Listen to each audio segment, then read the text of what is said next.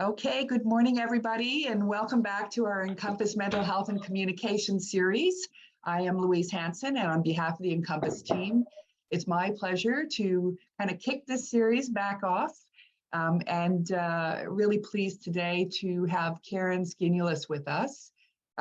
Just as a reminder, we do host various topics the fourth Wednesday of each month, and almost always those are between 10 and 11 o'clock. And the exception is December, July, and August, but we've got sessions lined up for October and November as well. So, you know, today, as everyone begins to really settle into fall, and it sure feels like it now, we're really pleased to introduce Karen, and she's going to be talking with us today about strategies for navigating some of the unique parenting challenges that we know exist within first responder families. So it's our pleasure really to have Karen here. She is a registered psychotherapist. She's one of our Encompass therapists as well. And Karen specializes in working with parents, families, adolescents on really a broad range of issues, including parenting in general, child behavioral challenges, self-esteem, communication, anxiety, and depression. She does work helping parents through divorce, separation, and how to co-parent effectively. She works with parents around school-related concerns and also helps parents and teenagers deal with those issues that any of us who are parents of teenagers understand well. Karen has co-authored several parenting and teacher books, and she's been featured as a parenting expert on a variety of news media, including the Globe and Mail, CBC, Global TV, and City Life magazine. So we're thrilled to have her to speak with us with all of her expertise from that unique lens of being a first responder family. So before we begin, just a couple of housekeeping points for everybody. We have purposely disabled everyone's cameras and microphones so that you can participate anonymously. We are recording this We are recording the presentation, and we do host it on the Encompass site to enable everyone to go back and look at that or to see that session if you missed it. And as we go through the presentation, we'd encourage you to submit any questions that you have through the Q&A feature. And Karen, are you comfortable if I kind of interject with questions as I see those arise? Yeah, that would be fine. Okay, great. Okay. So please insert any questions that you have in the Q&A feature, and I'll raise those for Karen. I'm sure we'll have some great questions. And, if you don't have any questions, but you want to show Karen that you're out there and hearing what she's saying, please feel free to type AAAA in the Q&A or OOOO for standing ovation, and I'll relay that over to Karen. I'm sorry, struggling here. One moment. And so with that, I will turn things over to Karen. We do apologize that there are some issues with the camera, so we unfortunately won't get to see Karen. But we will get to benefit from all of her expertise. So thank you very much, and over to you, Karen. Well, thank you, Louise. So nice to be here. I'm so pleased to be able to have a chance to talk to all of you today. And it's been really interesting trying to come up with some ideas for you, specifically to deal with first responder issues that you have as parents. So I'm going to go through a slideshow together. And, as Louise said, anytime you might have a question, you can interject. I don't mind taking them throughout the talk, but I do have a lot that I want to try and cover with you, and I'm going to leave a time at the end for a Q&A. So if it can wait, we can put it on at the end and then wait till all of the information's been presented.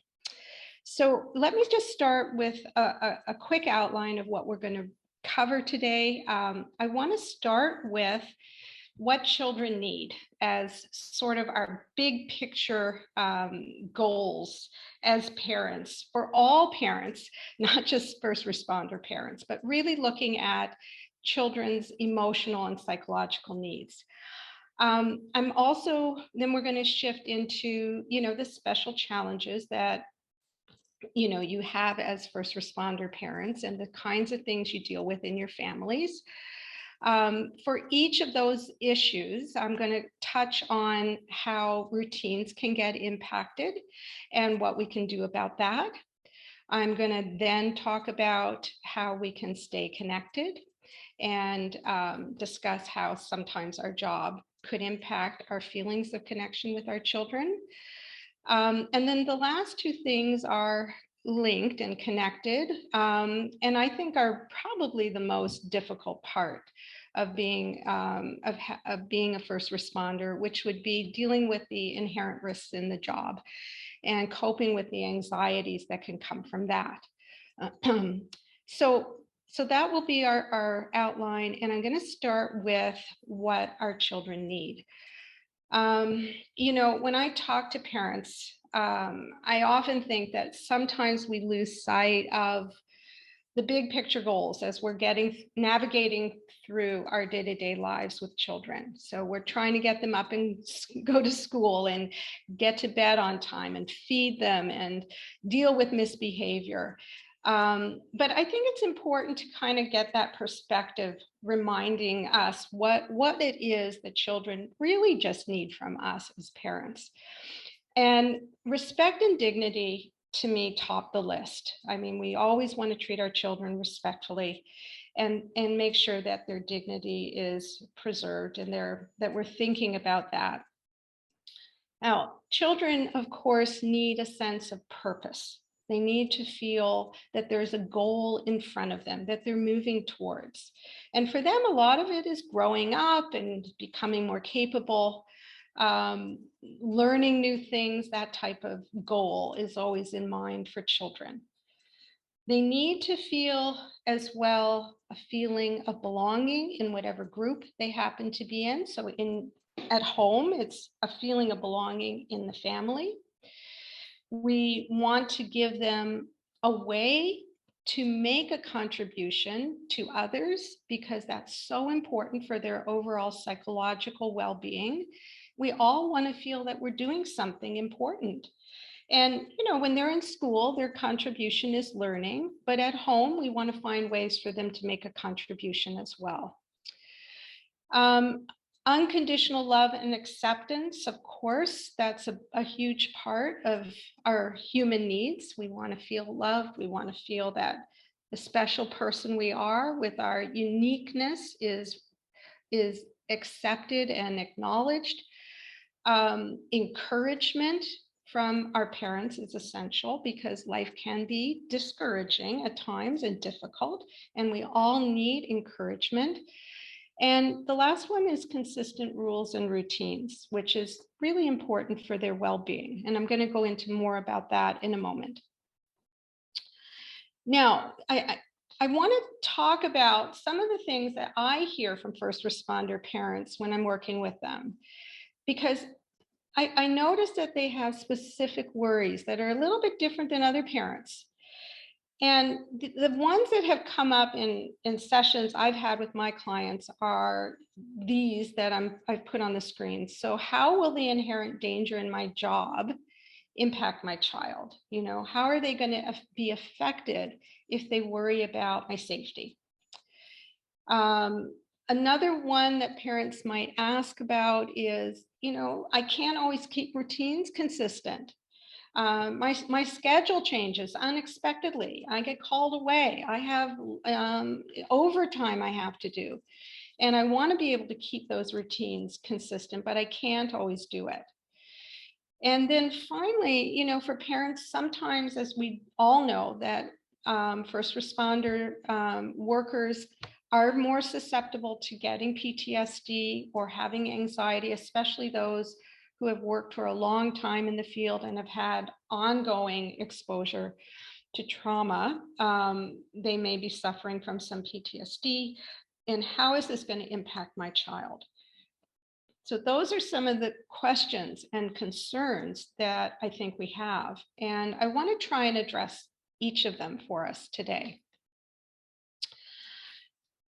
Now, The special challenges, obviously, I sort of touched on some of them, would be this shift work idea. So we're not home every day at the same time for our children.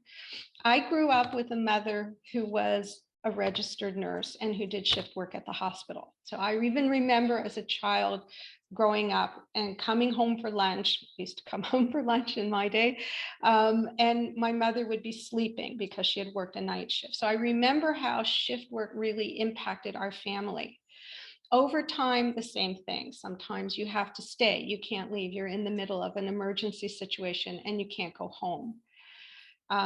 So this unexpected scheduling changes are kind of always potentially there, and we have to sort of move, quickly and be flexible to adapt to them. The really difficult ones, though, underneath here would be this uncertainty about what our loved one is going into when they go into a shift. So this real feeling that, we don't know what's going to take place on a given day. And there are safety concerns about our loved ones. And then the trauma, as I mentioned, and I'm not going to go into specifics about trauma, but we all know that that is a potential risk we have in our job. And because of the trauma, we have a higher risk for PTSD, anxiety, and depression. And those are real things that we want to try to address as parents and how they're going to affect us as parents. So I'd like to go into some of these things. So let's begin with the first problem or worry, which would be, how do we maintain rules and routines in our families when our schedules make it difficult for us to do that? We know that children thrive with predictable routines, and that's a fact, and I'm not going to try and minimize the truth of that. It is something that helps our children. It gives them that feeling of security because they know what to expect. And it helps them actually be a little bit more independent, because when you know what to expect, you don't need to be told what to do. You can move independently through your day. So this is why we feel that routines and rules, which are similar but more specific, help children feel more empowered. And we do want to try and keep them as much as possible in our families. However, in any family, but especially in our families, life can be more unpredictable. And things do happen. So as much as we might want to keep things 100% consistent for our children, it can't always be that way. And we have to accept the things that we can't change, this being one of them. So what I try to think about when I'm working with families who are struggling with this is that it's impossible for any family to have 100% consistency in their lives. Things will happen that change the course of our routines in any family. And more importantly, I think we sometimes worry that disappointments are going to create emotional problems in and of themselves for our children. But that is not actually the case. Children are capable of handling things like disappointment, and we can't make things perfect for our children. It's just not the focus of what a parent is trying to do, is to create a perfect world for their child. We have to understand that we can't shelter children from life itself. Things will happen. And the important part is having faith that they can cope with whatever comes their way. Whatever is going to happen, we have to have faith they'll be able to cope with this. Now, we have influence, which is really important for us to remember, that we can shape and frame how they interpret different challenges that they have to deal with. And unpredictability is one of those things that we want to try and shape. and influence the child. So we have some things we can do. So when routines get disrupted, one thing we try to do is always revert back to the routine as soon as we possibly can. We want to frame for the child that this change in our life that happened because, we had to shift, we had to be flexible, we had to change what we were going to do. It's an exception, it's not the rule. So even if it happens, with some regularity, it's still not what we're going to continue to do. We're going to go back to a routine that we've established for ourselves.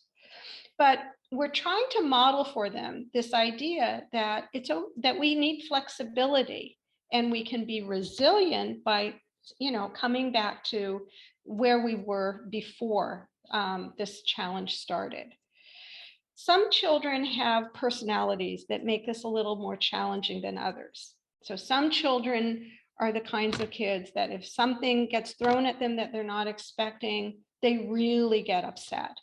And for those parents who have children with personalities like that, we have to do a lot more in terms of talking them through and helping them adjust to unexpected things.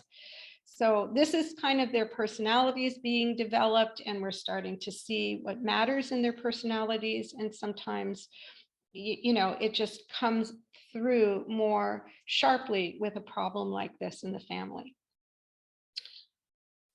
So in terms of actually dealing with feelings of disappointment when children have them, we want to start by acknowledging those negative feelings, allowing them to express them, to have them, and to not try to shut them down or, not allow them to discuss them. We don't try to minimize them. We just accept them.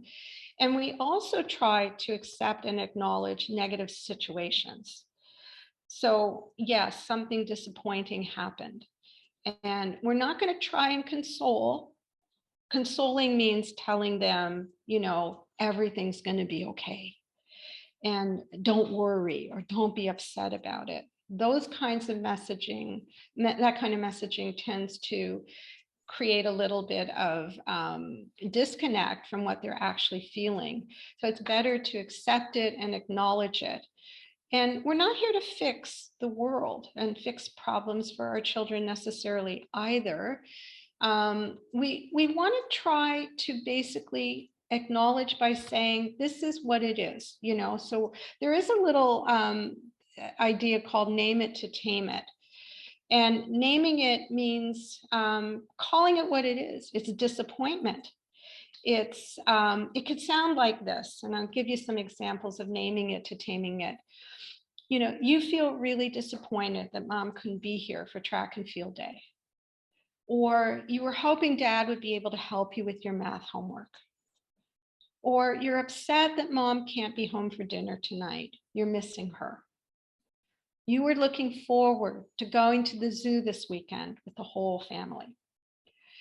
So these words, the naming and labeling of emotions can be really helpful for our children. So words like disappointed, you were hoping, upset, or you were looking forward to, is really naming it and then maybe describing, giving some details. So when we do this kind of exercise with our child, they sometimes feel their emotions actually starting to calm down just as we begin to talk about these feelings with them and acknowledging them. And notice I don't add a lot of follow-up to this. I mean, I'm not trying to state their feelings and then quickly move them along. I want to state their feelings and kind of leave it at that point for now. And then if the child speaks further and adds more, I can do some more of this, naming it or reflecting, we call it reflective listening or active listening, where we are, kind of paraphrasing, and dealing with their feelings. So then there's the situation itself that they're upset about. And it's okay to just say, yeah, it sucks. It's a drag, or it's too bad. So we're not trying to, make it something that it isn't. Now, once we do something like that with a child, I think they feel we're on their wavelength. And I am going to talk more about listening as we go along in this seminar, or in this webinar, sorry. But let me give you right now, just in terms of dealing with our schedules and these changes that can come up in our schedules, some things we can try and some things we can remember not to do. So some do's and don'ts. One of the do's that I think is really important is to hold regular family meetings. Now, I talk about this in all my parenting speeches and webinars and workshops. To me, family meetings are one of the most effective things we can establish in a family, because it's including the child in decision making. It's a democratic approach that's very respectful, and it gives children a voice. So I'm going to talk to you about how we can do that in a moment. But basically, we try to always include the child in problem solving. We have a scheduling problem on the table. And so it's, rather than I try and fix this and figure out what we have to do, I'd like to include children in that process. And that gives them a feeling of being heard and empowered. And it helps them feel stronger when we do it like that. So one way would be, of course, to create contingency plans with kids, knowing that sometimes, in our family, something might come up with mom or dad's work. And we've got to kind of come up with a second plan. And I'd like to also, of course, for a child, they're always watching us. We're modeling behavior for them. We're showing them how to handle difficulties in life. So I want to try and project and model a positive or a growth mindset as much as possible when problems arise. And by doing that, we can, frame things in a way so that the child doesn't feel overly upset or feel this is a disaster or it's terrible, but they kind of see, keeping it in perspective, that, it's a negative, but we can cope with this.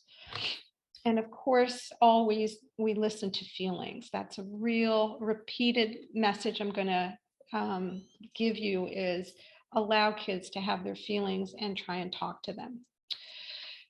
So some of the don'ts, which I mentioned, is don't console. Don't try to say everything is okay, it will be fine, because as I said, kids sometimes feel, but I'm not okay with it, or I don't like it. So it doesn't feel like you understand them when we do consoling. And trying to fix it also, it's kind of not something we can fix necessarily. We can't make the problem go away. And I don't want the child to get the impression that they should feel sorry for themselves, that this is a problem that, and kind of like, poor me, this is constantly happening, or this is happening repeatedly to me. Once a child begins to feel sorry for themselves, they're very unhappy. And so we work really hard to not develop that type of feeling in a child, that there's something they have to feel sorry for themselves about. So with this idea of this inclusive approach, we're going to involve them in decision making. How are we going to handle things together? We're going to give them this voice, and this is going to help teach them how to solve problems, which is a wonderful skill to have. And a hugely important skill to have is how to solve problems.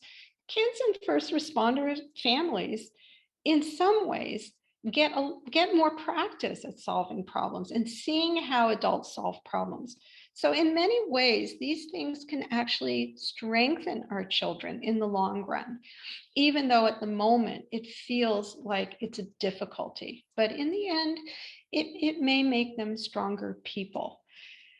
Um, this is the agenda that I use for having family meetings, and I think this is a wonderful agenda. I can't remember, I've known about this for so many years. I can't remember where I got it from. I didn't come up with it myself, but it goes through these 5 points. Things that are going well is, of course, the item of encouragement. So we'd like to start family meetings.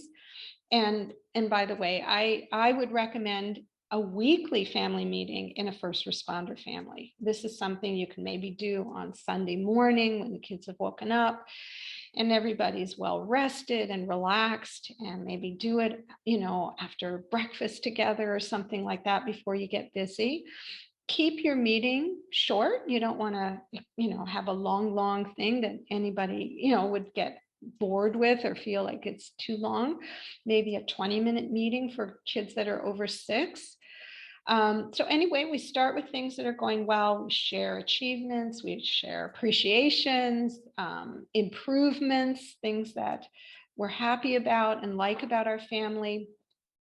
And then we go into planning. And planning is absolutely important here when we're looking ahead and trying to make decisions. What are we going to do for the weekend together? What's on the calendar? What special events do we have to think about? Are there holidays? Are there birthdays we're planning? So all of that involving the children and making decisions together. And then the third one is, responsibilities and sharing those with each other. How do we divide up responsibilities? I like to create maybe a whole meeting about that initially, and then on a weekly basis, just touch on that and see how it's going. And then the last 2 have to do with problems. So things that need to be improved. Here's where, again, we could talk about things like, how are we going to deal with situations where we made plans together and it had to be canceled at the last minute because of scheduling change?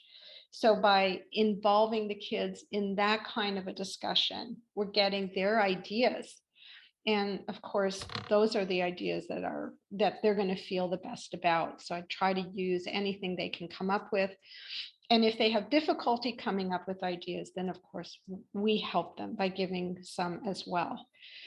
And the 5th item in the family meeting agenda could be personal problems. So this is not connected to family, but this is connected to their lives, their friends, school, a teacher, a worry. Sometimes when we mention personal problems, kids will share worries they have, and it comes out at a time like this in a meeting when we're really asking them about it. So this really keeps communication flowing, and it gives us a chance to talk and make decisions together. And I think this is going to be very helpful for this particular problem. Okay, now I'd like to go into another issue, which is love and connection. So children need our time from us. They need affection. They need to feel special, and that unconditional acceptance from their parents. This is all so important to their to that part about feeling needed and feeling a sense of belonging and feeling loved and treasured, basically. So here's the challenge. First responders might have long separations with shift work, overtime, and there may be, because of the trauma that they experience on the job, it could impact their ability to connect with their families. They may need to have extra time just for themselves after a hard shift. And they might feel that feeling of being disengaged. And then they start to worry, right? How is this affecting my kids? I'm having some difficulty with this. We know that kids are really good observers. They're terrific at watching and studying the parent. But unfortunately, they're not good interpreters. So we always say they're good observers, but poor interpreters. We need to help them frame their observations more accurately and help them to not personalize these times where you feel, I can't be close, or I need some personal time, or I am struggling with some feelings I'm having because of something difficult I saw.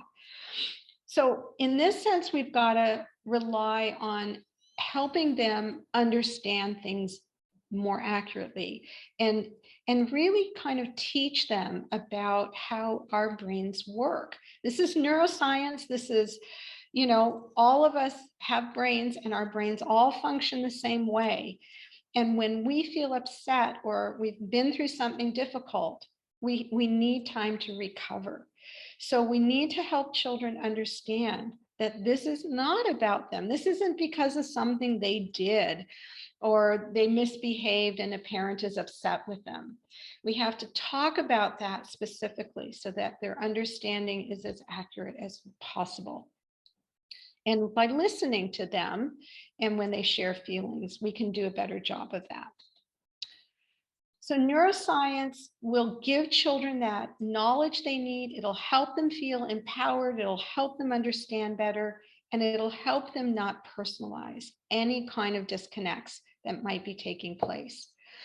And even more, it might help them develop this idea of social interest, which is caring for others, and increase feelings of empathy and caring. Now, because we know that the first responder's life is difficult and they have a stressful job and hours can be very long, for these families, it's even more important than the average family, I would say, to simplify their life and to remind ourselves that it's not our goal to be perfect as parents. We can't be perfect. And we need to just accept that sometimes it's okay for us to take those shortcuts and cut corners and order in dinner, or let the bed not be made, or kind of lower the bar a little for ourselves so that we don't feel this intense pressure to do something that becomes a little difficult. So I would suggest always for all families to set some limits on extracurricular activities. It's great to have your kids involved in activities, and they're wonderful, but we don't want to be too tapped out that we feel drained or exhausted. And it's really important that we make sure that our downtime is a priority in our family, that these are not, so one way you can do this is to take a look at your weekly schedule and look at all the things that are scheduled in that week that you have, including your shifts, and look and see, are there places where there is nothing scheduled? And I would put a circle around those times. Where do we have downtime built into our week? And this downtime we have to kind of keep as a special time and not allow anything else to interfere with that. So we make that the priority so that we all get the rest we need. Okay, so now staying connected, we want to reconnect if we've been separated from our child, if there's been a long time since we've seen them because of a shift work, reconnect. It's like at the end of that school day when you see your kids, you give them a big hug and there's a reconnecting moment. So I want you to try and build that in to the time when you reconnect. Affection is lovely, prioritizing time for each other, making eye contact when we talk helps us feel reconnected again. Some first responders families have talked to me about some of the creative things they've done. They write notes to each other. They leave them in places in the house, and they have notes going back and forth if they don't see each other for a day or two. And they find ways to just have fun and relax when they are together. So creative ways. I mean, I could go into a lot of those, but I bet you have your own ways of finding fun with each other. And COVID, one of the silver linings of COVID, helped us reconnect to our children in ways that we had lost actually when we were out and about doing so many things. So board games and just going in the backyard and tossing a football is a nice way to connect with each other. Okay, the last part of this session, I'd like to talk about what I think is really the more difficult aspects of this, which are the inherent risks in our jobs. So it's difficult for children and spouses and partners that when we leave for a shift, there's an uncertainty, there's a feeling that we don't know what that loved one is going to encounter when they leave the house. And children may worry about your safety. Some children are particularly worried about your safety, and they could be triggered if they hear news stories being talked about in their life. So we want to allow these children, our children, to talk about these fears. That this needs to be acceptable for them to express. The more they can talk about it, it's out of their head and it's off their shoulders to share that with somebody. Even though it's difficult to hear them express that, and we wish they didn't feel those things, it's so much healthier for them to feel it's safe for me to talk about it. So I would advise all parents, when kids do speak about these fears or talk about it, to try to listen very calmly. Monitor your reactions as the child is talking so that the child feels it's safe to share. And I would give that child a lot of reassurance. I would talk about all the things that I do to make sure that I'm safe and all of the safety measures that get taken to make sure that we're all safe when we do our job. So giving them that reassurance can help them. And just a reminder that it's really important to be careful what we say within earshot of the child, because they hear a lot more than you realize they do hear. And we don't want to talk about scary things or dangerous things within earshot of a child, because they're very impressionable and they could really, you don't know how they're going to interpret what they've heard. Okay, so with all of that, we know that anxiety is a risk. We know that we're in a higher risk job. We know that we're exposed to trauma. And first responders, as we know, are at higher risk of having PTSD. Children may hear talk about these traumatic events inadvertently, and they may also see you taking precautions that maybe another family wouldn't take, or avoiding certain things that another family might not avoid because of some of the things that you've experienced and seen in your job.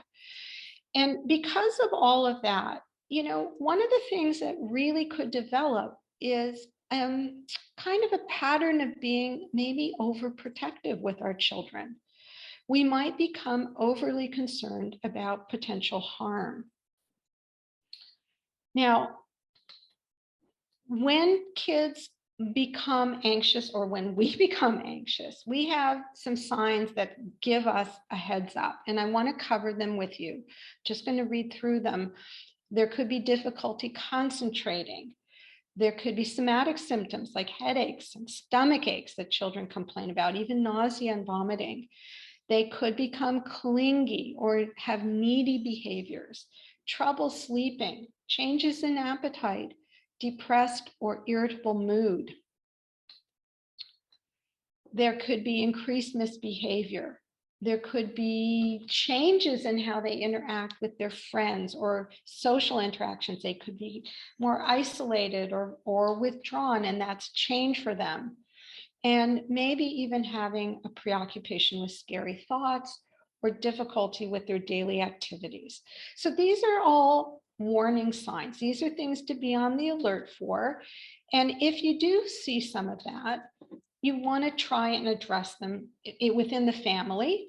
by creating, let's say, a family exercise plan. Exercise is a really good way to help children mitigate some of that anxiety. Getting them out into nature. So this is all self-care stuff. You know, we want to make sure we're covering our bases with kids who might be experiencing some anxiety, a good balanced diet, making sure they get adequate sleep and get to bed on time. And for kids that we're really concerned about, we want to try and get them some therapy. Now, of course, I mean, as I've been talking about throughout this presentation, listening is extremely important. And especially when children are feeling anxious or worried, we want to do a good job with listening.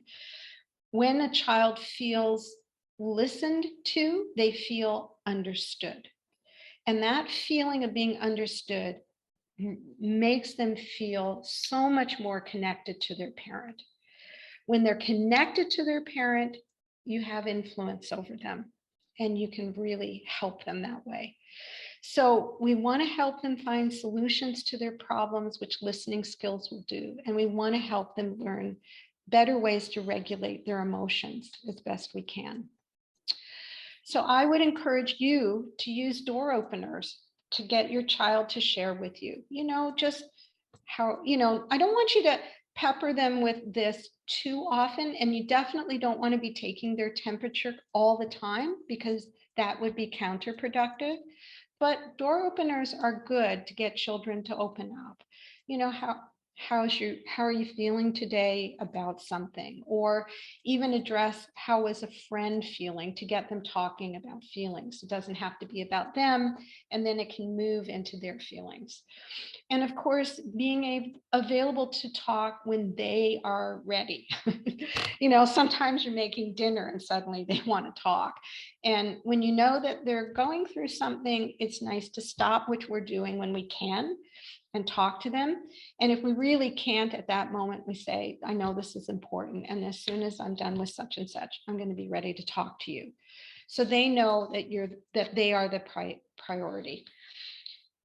Okay, so let's paraphrase what your child says. Let's talk about it. Let's do some of that, what I shared with you earlier about focusing on feelings, staying calm, even when they're talking about upsetting feelings, and use your body, like use your face and your expression to kind of mirror what they're going through. So they really know that you're getting it. Okay, so again, just coping with anxiety is important to prioritize our self-care, our child's self-care and our own. This should be the number one priority in every family where we're dealing with a stressful job, like being a first responder. Journaling has been very helpful for people, and we can encourage kids who can write, who are older, to put their thoughts on paper. And sometimes that's a really nice outlet for them and for ourselves. We can teach them things like meditation and breathing exercises too, like how to take those nice deep breaths to calm themselves if they're having a moment of anxiety, and getting them sort of centered on the present day, on the present moment rather, sort of bringing them back to the present. And for any parent who's going through more ongoing anxiety symptoms or who has PTSD, always we recommend reaching out and getting some professional help for that.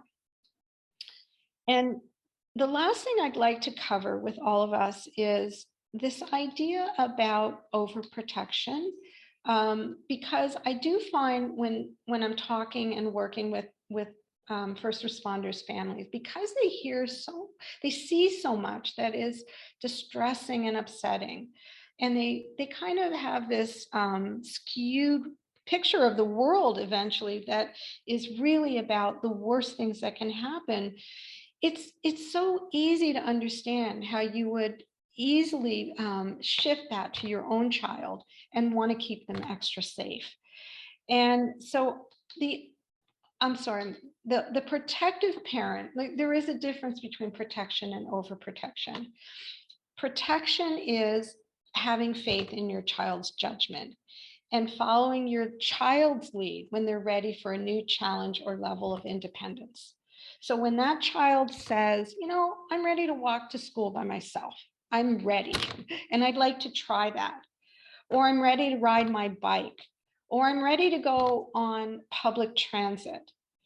That's how we know when the child's really ready. Because when a child isn't ready, they don't usually ask for that level of independence. And when we make judgment calls about things like that, that tend to be more in line with what social norms say and what your child's peers are doing, that could be a way of measuring whether I'm in step with it or not. And trying your very best to assess risks as reasonably as you can is important. So the overprotective parent will tend to characterize the world as a dangerous place to the child. And they actually lose faith in the child's ability to handle life and may talk more frequently about dangers and threats and not allow a child age-appropriate independence. So this could interfere with your child's ability to take part in enjoyable, healthy activities that they really would benefit from. So in order to make sure we don't do that, if we're dealing with our own anxieties, we want to figure out, how do I make sure my child is safe? Because that's what we're really all about, right? Keeping them safe. So the way to do that is not hold them back from life's challenges, but teach them how to handle life's challenges. Like if they want to go on safely, we teach them all of the things they need to know to be as safe as possible. And then we allow them to experience it. You want to give these responsibilities in measured, careful steps. We're not going to abandon kids and let them do things that are too difficult for them. But we definitely want to demonstrate to children, I have faith in you, and I think you can handle this. And boy, this really builds that self-esteem in the child. It really makes them feel strong and capable when we show them we have faith in them. So it's very important for children and in the development of their self-esteem to be able to do this. Okay, now I know you may have some questions for me, and I've covered a lot of ideas quickly, but maybe we can turn this over now, Louise, to the group. And if anybody has anything specific you'd like to ask, it'd be great to hear from you. Yes, thank you, Karen. That was really great. It was a really helpful framework and some really wonderful suggestions. Just looking the Q&A here, we asked people to hold them. We have someone just sending in a thank you, saying how much they love this session. Oh, good. That's nice.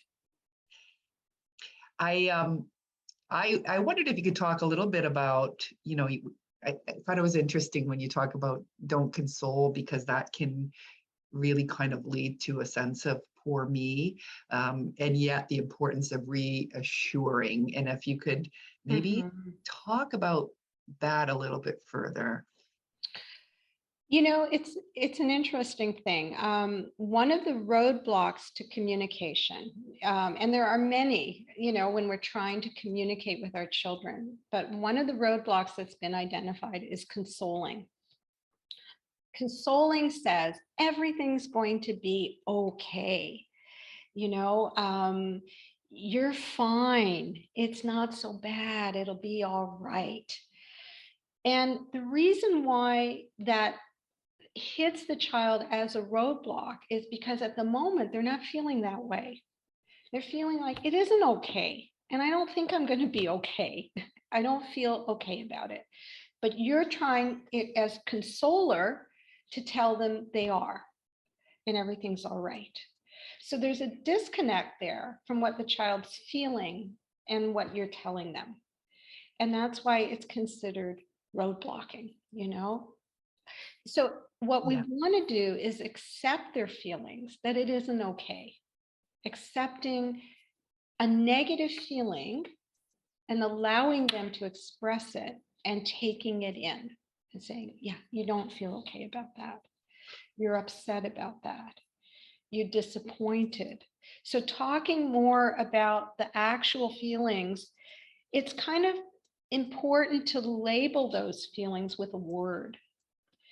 And so once we do that, they feel you're on my wavelength now and you're getting it. And Yes. you understand me. And that makes them feel better. Being understood is what makes them feel better. Yeah. And So, as you said, that connection to it really strengthens the connection as well to their parents and their sense of security. yes. Yeah. Yeah.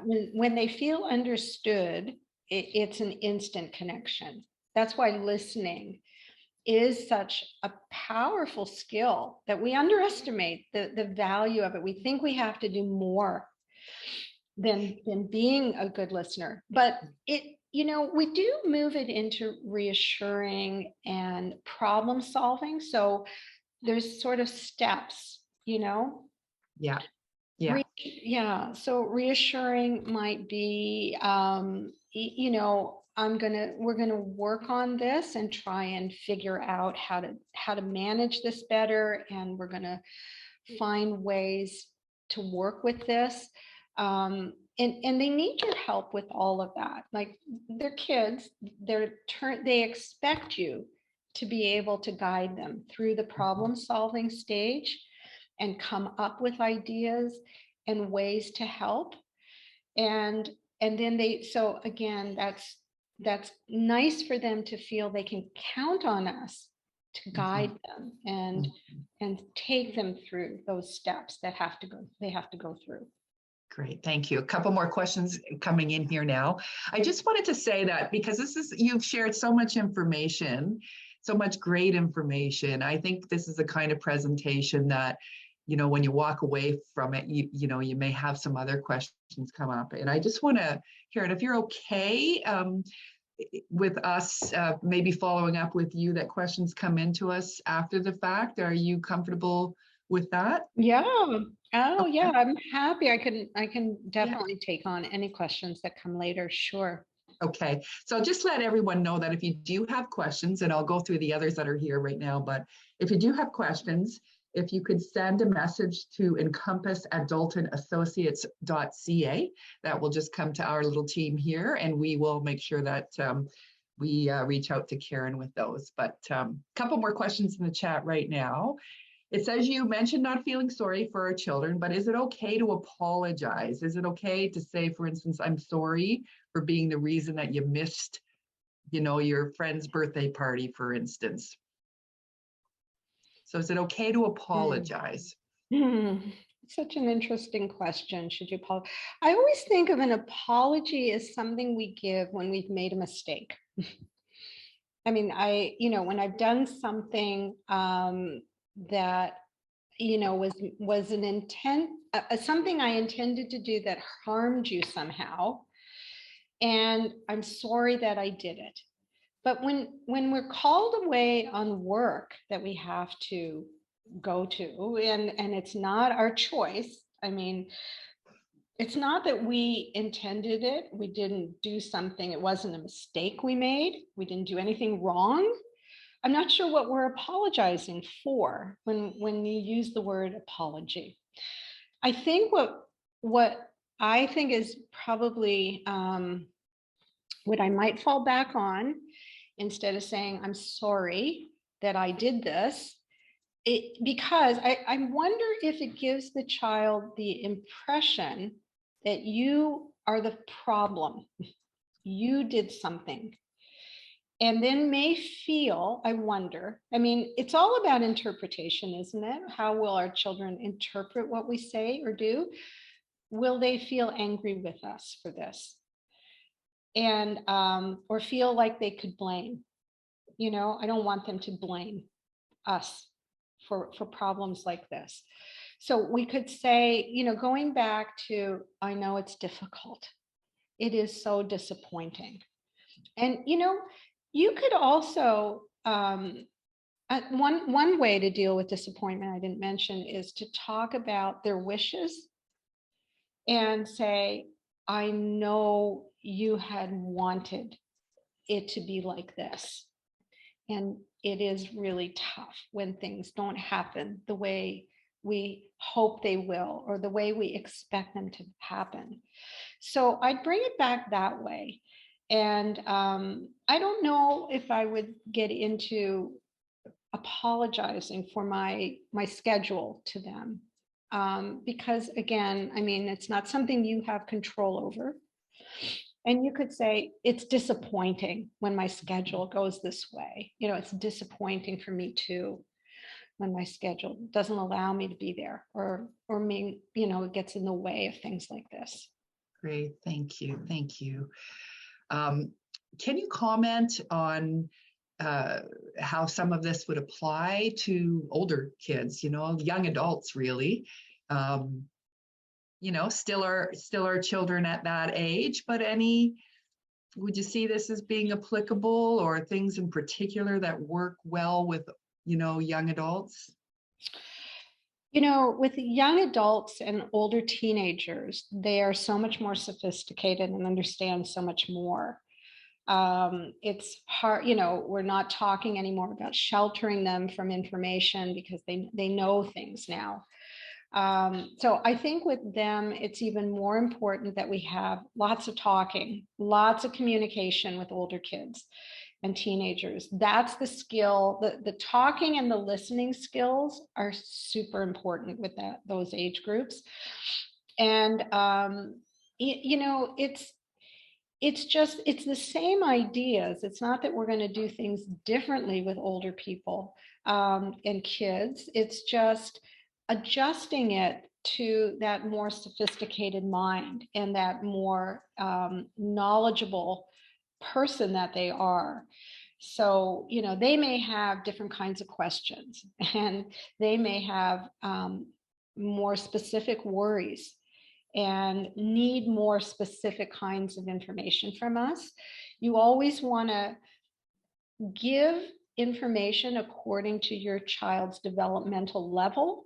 So a young child needs very basic information. Older kids and young adults need more specific, real, you know, detailed kind of information to help them.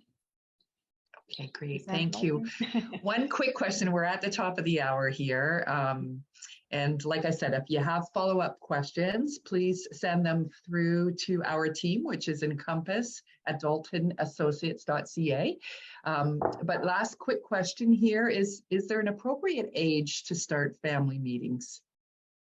Yes, that's a great question. I would start family meetings sometime between the age of, I'd say it'd be around 4 or 5. And I know that sounds really young, but you don't have to have the full agenda that I gave you, but as soon as children are able to talk and participate, that's when we start. And that I used to be a teacher in my former life, and I taught young children in kindergarten. We had classroom meetings, and they can really participate at that age. So I'd say 4 or 5 is a good starting point. Great, thank you. All right, well, we are out of time. And Karen, I just want to thank you so much. This was such an informative presentation. I mean, I think you gave us a great framework for understanding. You know, obviously you have a good awareness of what it means to be a first responder family member. And I also thought it was a really practical presentation with some excellent guidance in there. So thank you so much. We really, really appreciate it. And this presentation will be on the Encompas website. So we keep it up there and you're free to access and send in any questions. So thank you so much, Karen. Oh, you're welcome. Thank you so much for inviting me. It was so much fun. Yes, a pleasure to have you here. So just thank you, everybody who participated. Our next 2 sessions are October 26th, where we'll have Lee Matthews speak about her perspectives as a retired communications operator. And then on November 23rd, we have Mark Rainford, who is a retired police officer, who will talk about and share some of his strategies for staying healthy, mentally well and healthy. So thank you so much, everybody, and we look forward to reconnecting next month. Have a great rest of your week. Bye-bye.